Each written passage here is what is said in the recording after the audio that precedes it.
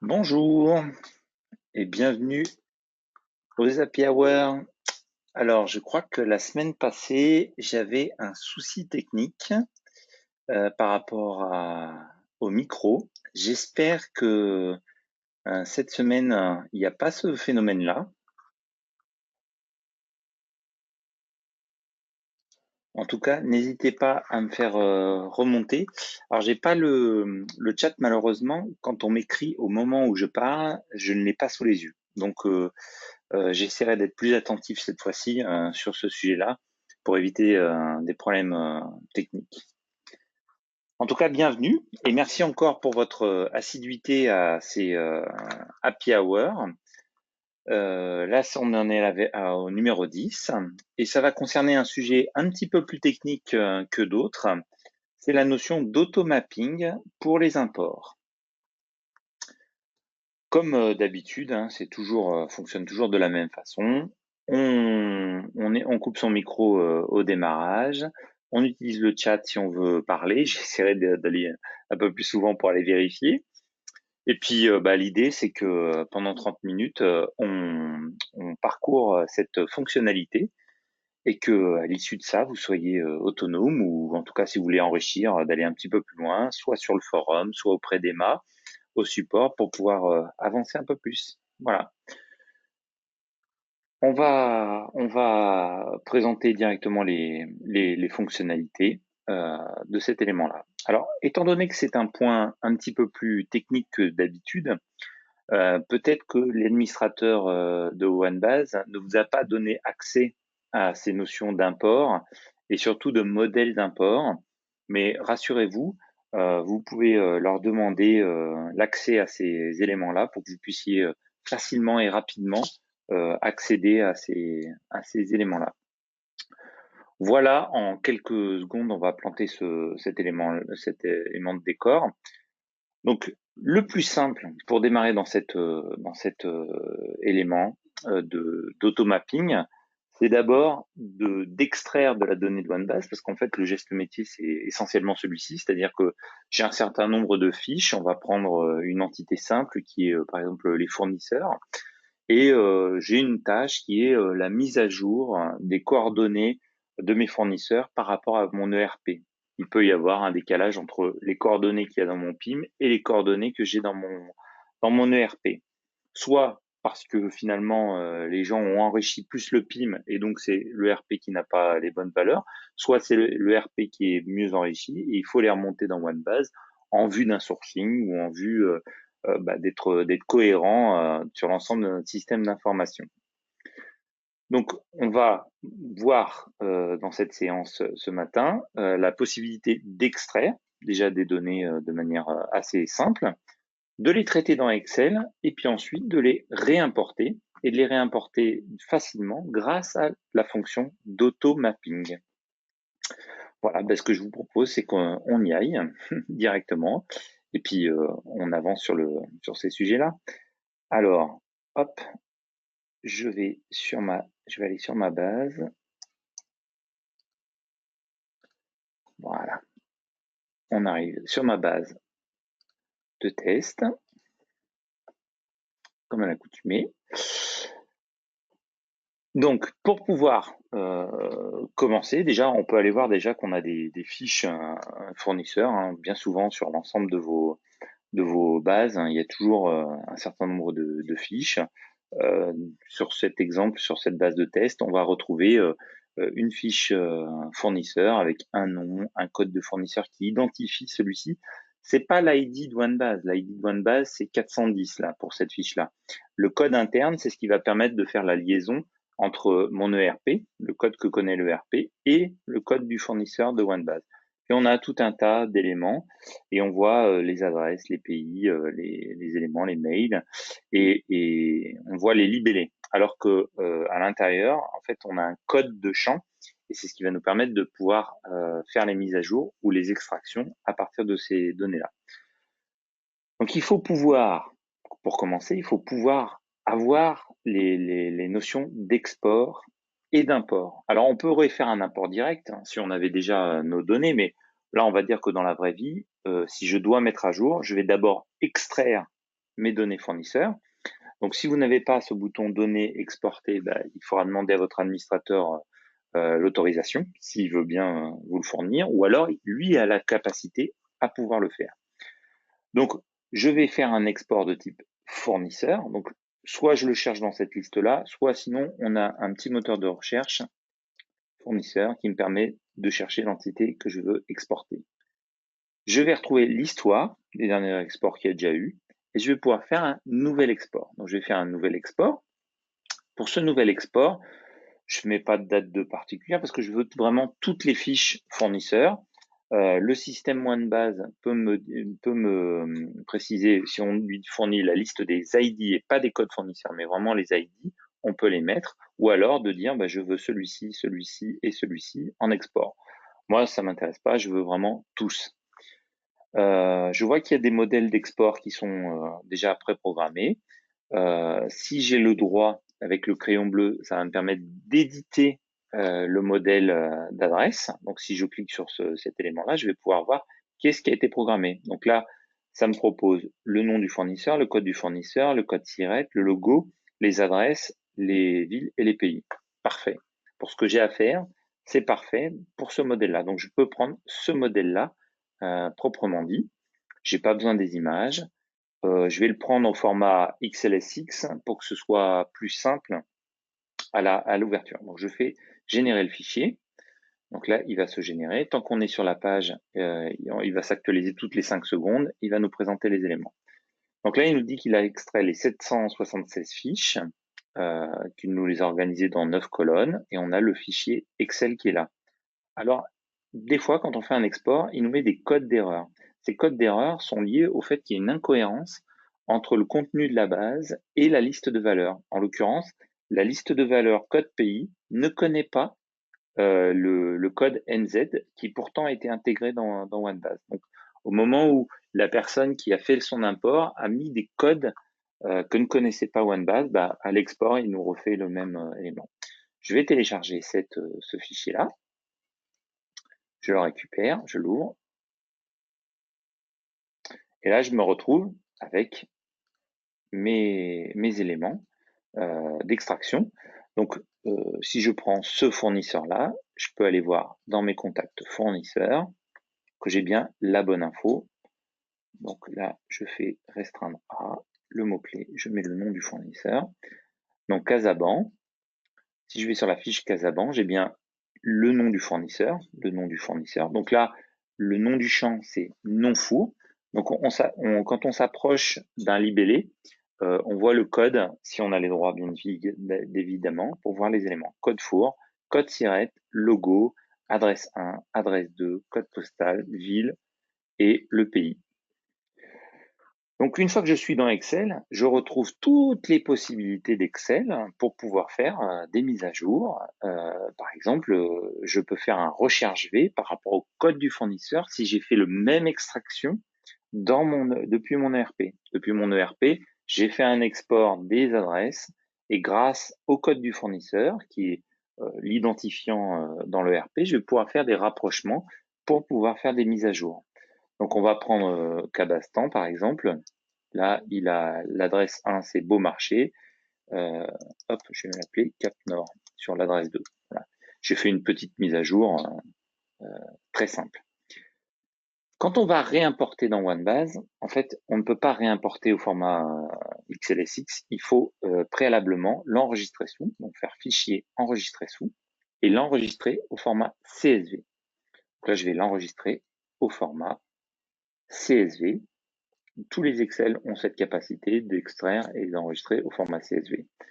C'est fait. Donc, il me dit que c'est un format qui... L'intérêt du format CSV, c'est que c'est trans-système. C'est-à-dire, quelles que soient les bases de données, ça fonctionne toujours de la même façon. Il n'y a pas de problématique de style. Tous les systèmes du monde le comprennent. On va aller dans Données, import. Cette fois, c'est le sens inverse. C'est-à-dire que je suis parti de OneBase pour aller dans Excel. Maintenant, je fais Excel CSV pour réimporter dans ma base. Toujours pareil, fournisseur. OK. Je sélectionne mon entité, fournisseur. Et là, je vais faire un nouvel import. Il n'y a jamais eu d'import, ou alors il a été supprimé de l'historique. Du coup, on voit plus qu'il y a eu des imports sur les éléments fournisseurs. Donc, on fait de nouvel import. Très bien.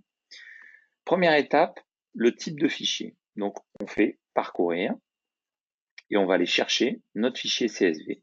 OK, très bien. Soit on a fait notre fichier CSV au format qu'attend expressément OneBase, ce qui est extrêmement rare. Donc, on ne peut pas faire un choix du modèle d'import. Donc, on va créer un nouveau modèle d'import.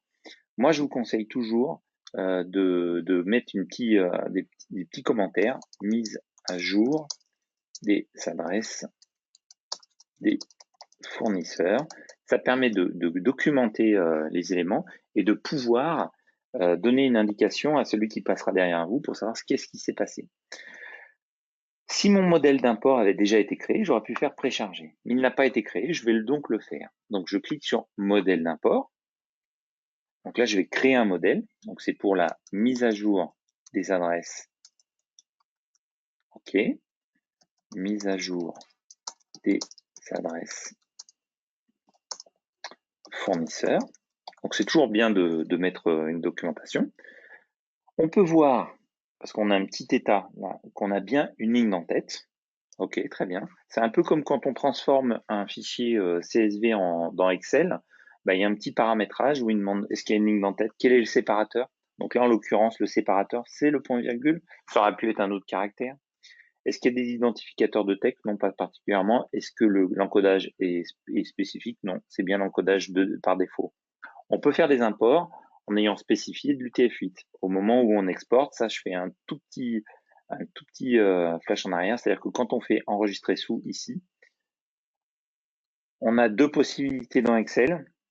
Soit on fait CSV classique, soit on peut faire CSV UTF-8. Donc, bien faire attention entre les deux éléments. C'est-à-dire que si dans Excel, vous avez choisi UTF-8, il faut mettre UTF-8. Si vous avez choisi le normal, vous laissez normal comme c'est là. On fait un premier enregistré qui va nous permettre de voir concrètement si il a bien interprété ces éléments. Donc là, on a bien une ligne d'en-tête. Effectivement, il a bien mis une ligne d'en-tête. Notre séparateur, c'est bien le point-virgule. Donc, il a estimé que c'était bon par rapport à cet élément-là. Donc là, c'est simplement pour le format du fichier d'import. Très bien.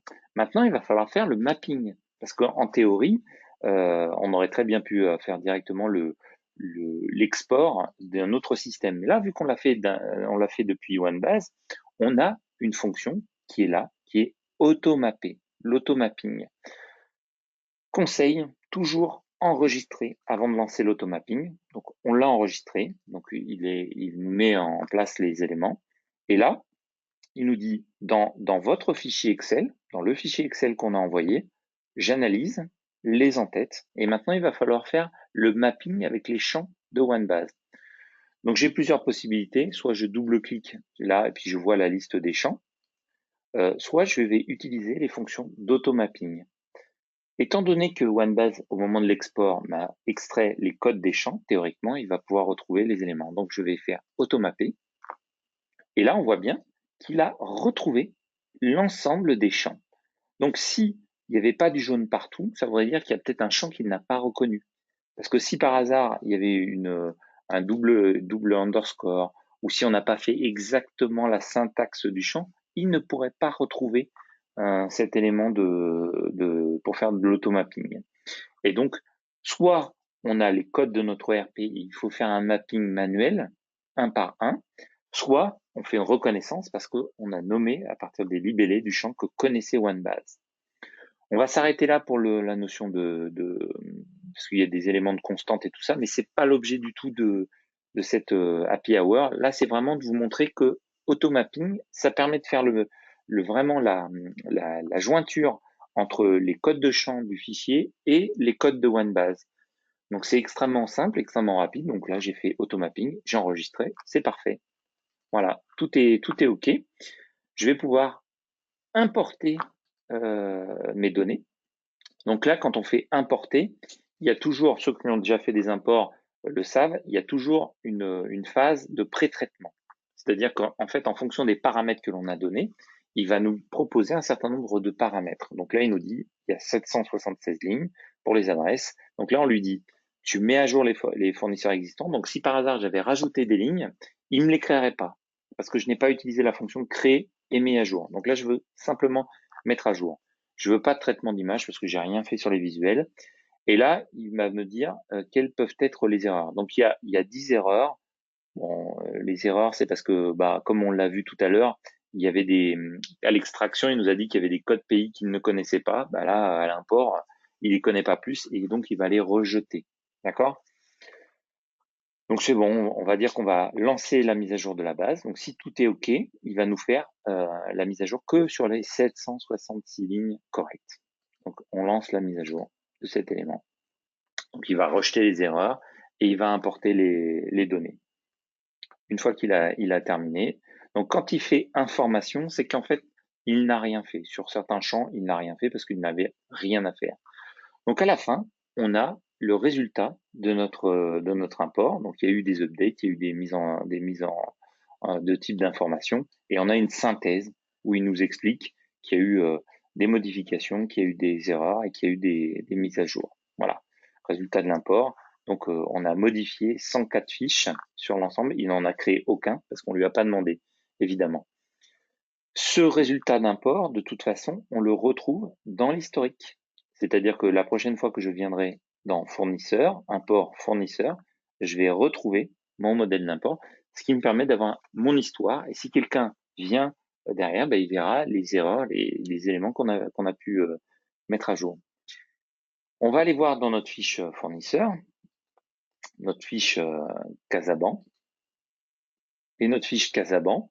Et là, on voit que l'adresse 2 sur laquelle on a fait la mise à jour, elle a bien été renseignée.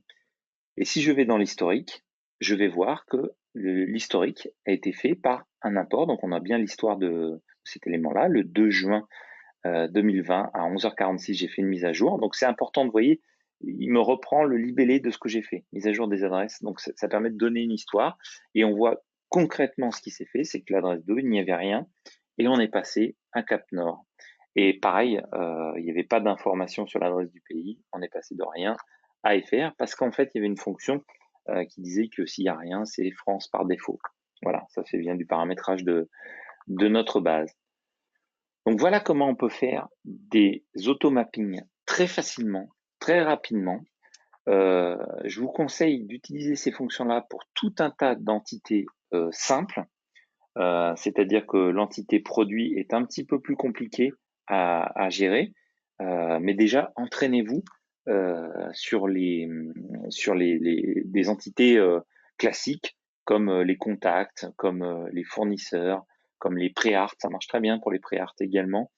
Donc si on a des choses à importer comme des images, il suffit de donner le nom de l'image et de le mapper avec le champ de l'image qui va bien. Voilà.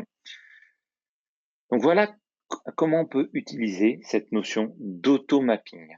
Si on a les droits dans import, tout en bas de cette liste-là, on a les modèles d'import. Donc on va retrouver notre modèle d'import. Donc en l'occurrence, je vais retrouver mon modèle à moi.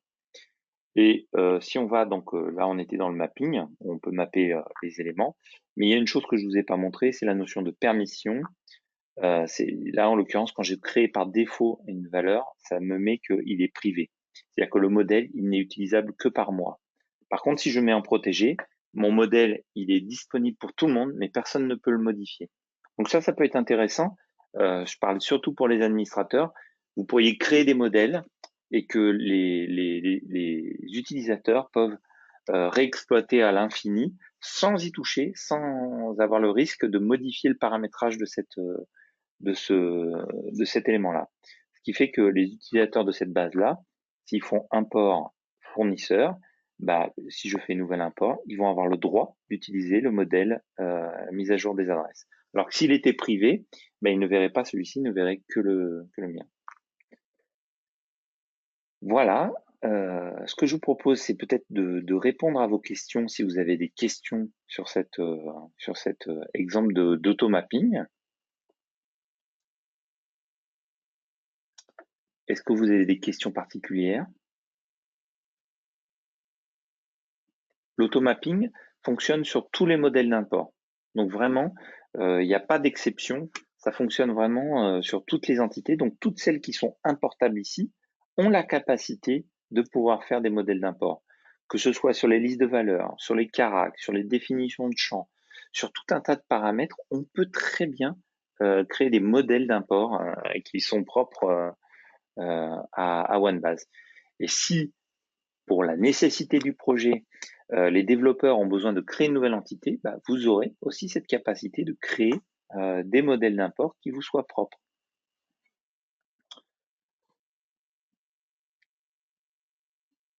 Ça marche aussi très bien sur des modèles d'import pour les mercuriales. Mercurial étant des choses qui sont intéressantes pour la mise à jour des prix. Et bien souvent, on a le code, le prix, bah, on peut créer un modèle qui soit extrêmement simple, extrêmement light. Alors, est-ce qu'il y a des questions? Pour le moment, je n'en ai pas.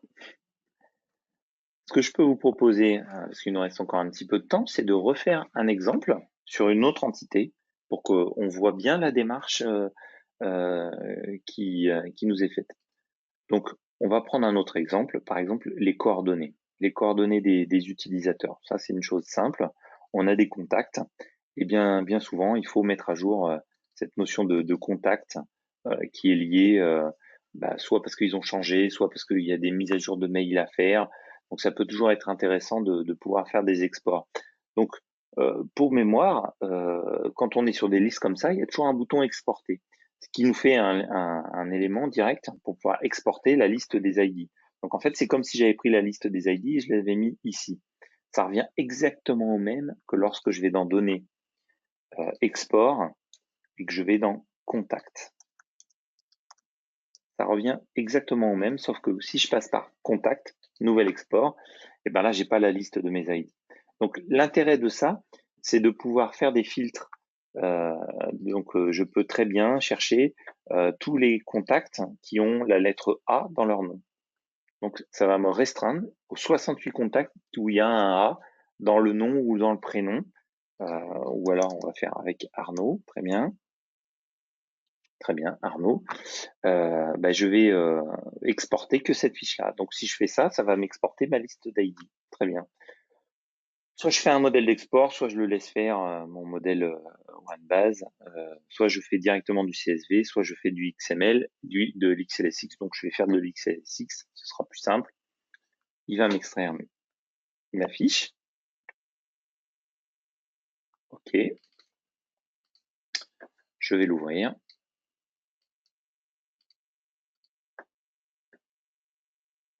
Je vais retrouver mes éléments. Voilà. Donc j'ai un certain nombre d'éléments. Et là, par exemple, je vais changer mon numéro de téléphone. 07 80 63 14 40, très bien. Alors attention, vous voyez, ça c'est les joies d'Excel. Donc il faut lui dire que c'est un format de type texte. Très bien. Le fait qu'il soit de type texte me permet de mettre le 0. Je vais enregistrer sous cet élément-là, ou là, je vais l'enregistrer en CSV. Très bien, j'enregistre. Je vais pouvoir importer ces données-là. Donc, c'est des imports de type contact. Donc, toujours pareil, à partir du moment où j'ai fait un export sur une entité, il faut que je réimporte sur cette même entité pour que l'automapping puisse fonctionner. Si j'avais fait un export contact pour réimporter dans fournisseur, les champs n'étant pas les mêmes, ça ne pourra pas fonctionner. Je vais prendre téléchargement, contact, celui-ci. Je vais créer un nouveau modèle. Mise à jour des numtel. Très bien. Modèle d'import. Numtel. Très bien. Donc là, j'ai une ligne. Séparateur, point virgule. Toujours un dessus. OK. J'enregistre. Donc normalement, je vérifie que tout est bien passé. OK, ça a l'air d'être bien passé. Je vais donc pouvoir procéder au mapping. Comme tout à l'heure, première étape, j'enregistre. Et si c'est OK, je vais pouvoir donc automapper. Donc là, il a fonctionné sur l'ensemble des éléments, sauf certains éléments comme les dates, parce que là, les dates de modification, les dates d'audit, évidemment, ça ne peut pas fonctionner. Donc, si on a des éléments dont on veut surtout pas faire la mise à jour, bah, on peut tout simplement retirer les mappings qu'il nous a proposés. Donc là, j'ai fait une bêtise parce que voilà, c'était justement le tel 2, donc je voulais surtout laisser. Donc là, par contre, il me dit le nom du champ, c'était l'ID contact. Et il ne retrouve pas le champ ID contact par automapping. Parce qu'en fait, évidemment, le développeur n'a pas appelé ça ID contact, il a appelé ça ID entité. Donc, il ne peut pas faire de l'automapping sur cet élément-là. Donc, je le sélectionne, j'enregistre, parce que c'est cet élément-là qui va me permettre de faire le pivot, de dire c'est par rapport à l'ID 2 que je vais pouvoir faire ma mise à jour. J'importe mes données. OK, très bien. Alors, il me met une mise à jour. Ah oui, parce que le code lang n'était pas le bon. Donc, ce que je vais me permettre de faire, c'est que je vais pas dans le code lang. Code lang.